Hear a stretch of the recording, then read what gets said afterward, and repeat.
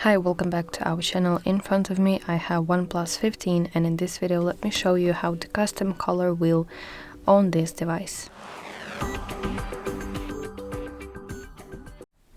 So let's open settings, and you want to go to section home screen, lock screen and style. Now let's scroll to more section and let's select colors. So you can see here two sections, which is featured colors and wallpaper colors.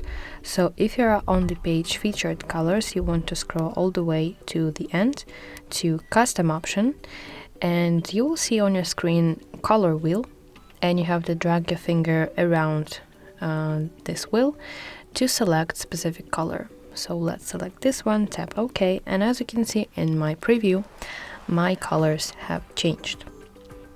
But if you select wallpaper colors option, let's find custom option again, and here you will see your wallpaper, and you can adjust those 4 dots to pick the colors that you like.